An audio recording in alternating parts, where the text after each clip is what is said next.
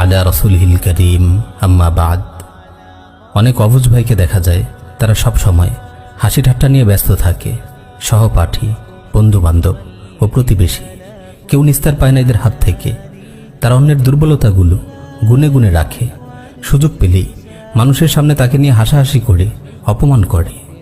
প্রিয় ভাই, আপনি কি জানেন কত বড় জঘন্য কাজ আপনি করছেন? কত বড় গুনাহের কাজে আপনি লিপ্ত হচ্ছেন?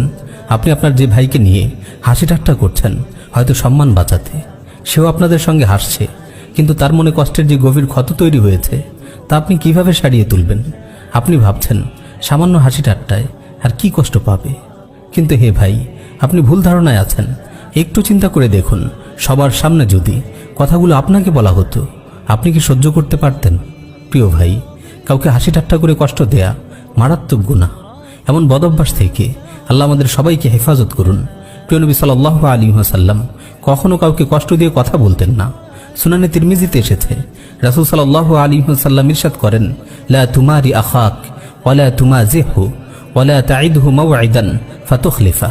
তোমার ভাইয়ের সাথে অহেতুক বিতর্ক করবে না, তার সাথে হাসি ঠাট্টা ও মশকরা করবে না, এবং তার সাথে কোনো ওয়াদা করার পর তা ভঙ্গ করবে না।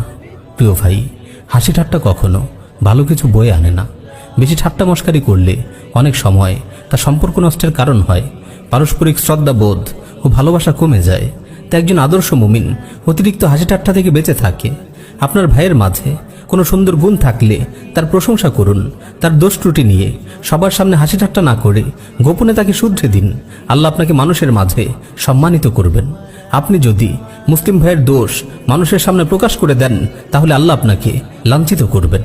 সুনান ইবনে মাজায় বর্ণিত একটি সহিহ হাদিস এসেছে, রাসূল সাল্লাল্লাহু আলাইহি ওয়াসাল্লাম ইরশাদ করেন, মান সাতারা আওরাতা আখিহিল মুসলিম সাতারাল্লাহু আওরাতাহু ইয়াওমাল কিয়ামাহ ওয়া মান কাশাফা আওরাতা আখিহিল মুসলিম কাশাফাল্লাহু আওরাতাহু হাত্তা ইয়াফদাহু বিহা ফি বাইতিহি। যে ব্যক্তি তার মুসলিম ভাইয়ের দোষ গোপন করে, আল্লাহ তাআলা কিয়ামতের দিন তার দোষ গোপন করবেন। যে ব্যক্তি তার মুসলিম ভাইয়ের দোষ প্রকাশ করে, আল্লাহ তাআলা তার দোষ প্রকাশ করে দেবেন, এমনকি তাকে আপন ঘরে পর্যন্ত লাঞ্ছিত করবেন।